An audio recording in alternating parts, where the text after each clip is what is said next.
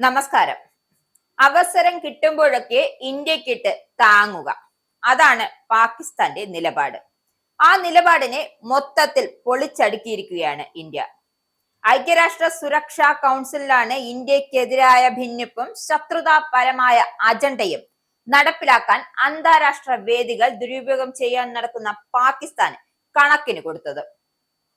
സമാധാനത്തിനായുള്ള നേതൃത്വം എന്ന വിഷയത്തിൽ നടന്ന വാദപ്രതിവാദത്തിലാണ് കണക്കുതീർക്കൽ നടന്നത്. അതായത് ഇന്ത്യയുടെ കണക്കുതീർക്കൽ നടന്നത്. യുഎന്നിലെ ഇന്ത്യയുടെ സ്ഥിരം പ്രതിനിധി അംബാസഡർ പി ഹരീഷ് പാകിസ്ഥാൻ ഉയർത്തിയ ജമ്മു കാശ്മീർ പരാമർശത്തെ അനാവശ്യമെന്ന് പറഞ്ഞുതള്ളി. ഇത് പാകിസ്ഥാൻ ഇന്ത്യയെയും അവിടുത്തെ ജനങ്ങളെയും ദ്രോഹിക്കുന്നതിൽ ശ്രദ്ധ കേന്ദ്രീകരിക്കുന്നതിന്റെ പ്രതിഫലനമാണ് എന്നും അദ്ദേഹം തുറന്നടിച്ചു.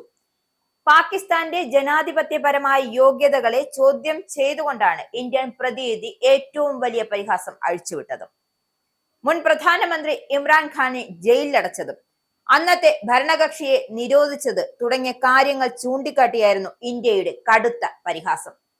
65 വർഷം മുമ്പ് സൗഹൃദപരമായ ഇന്ത്യ കരാറിലേർപ്പെട്ട സിന്ധു നദീജല ഉടമ്പടിയെക്കുറിച്ചുള്ള പാകിസ്ഥാന്റെ നിലപാടിനെയും ഇന്ത്യ രൂക്ഷമായ ഭാഷയിൽ തന്നെ വിമർശിച്ചു.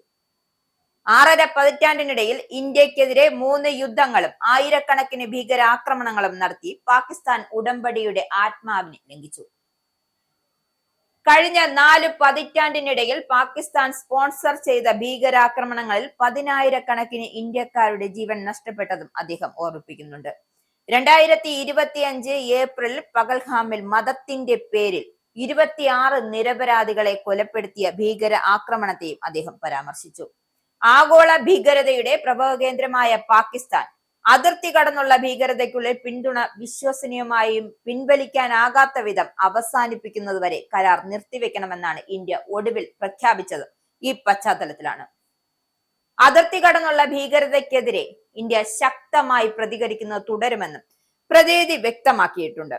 2001 പാർലമെന്റിന്റെ ആക്രമണം, 2008 മുംബൈ ആക്രമണം, 2016 ഉറി, 2019 പുൽവാമ തുടങ്ങിയ ഭീകരാക്രമണങ്ങൾ ചൂണ്ടിക്കാട്ടി പാകിസ്ഥാൻ സ്പോൺസർ ചെയ്യുന്ന ഭീകരതയെ അതിന്റെ എല്ലാ രൂപങ്ങളിലും പ്രകടനങ്ങളിലും ഇന്ത്യ അതിന്റെ എല്ലാ ശക്തിയും ഉപയോഗിച്ച് നേരിടുമെന്നും അദ്ദേഹം ഊട്ടിയുറപ്പിച്ചു പറഞ്ഞു.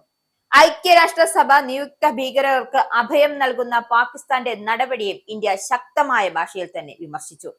സിംല കരാറും ലാഹോർ പ്രഖ്യാപനവും അനുസരിച്ച് ഉഭയകക്ഷി ചർച്ചയിലൂടെ പരിഹരിക്കേണ്ട കശ്മീർ വിഷയം ലോകവേദികളിൽ പതിവായി ഉന്നയിച്ച് ഭീകരവാദത്തിൽ നിന്നും സ്വന്തം രാജ്യത്തെ ജനാധിപത്യ തകർച്ചയിൽ നിന്നും ശ്രദ്ധ തിരിക്കുവാനുള്ള പാകിസ്ഥാന്റെ എല്ലാ ശ്രമങ്ങളെയും ഇന്ത്യയുടെ ഈ ശക്തമായ പ്രതികരണം തകർത്തെറിഞ്ഞിരുന്നു.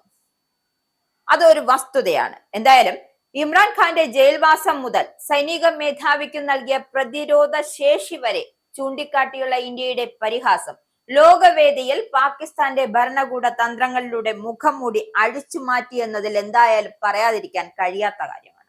ഇസ്രായേലിന്റെ 5 സൈനിക താവളങ്ങളിൽ കനത്ത നാശനഷ്ടം. മോദി വെളിപ്പെടുത്തുന്ന ഇന്ത്യയുടെ വികസനത്തിന്റെ മയക്കുമരുന്ന് വിൽപ്പനയ്ക്കെതിരെ ശക്തമായ നടപടിയെടുത്ത് ഷാർജ പോലീസ്. അമേരിക്കയിലെ സാധാരണ മനുഷ്യരോട് കൂടിയാണ് കോൺഗ്രസിനുള്ളിൽ പങ്കുവയ്ക്കാൻ ഓപ്പറേഷൻ സിന്ദൂറിൽ ഉപയോഗിച്ച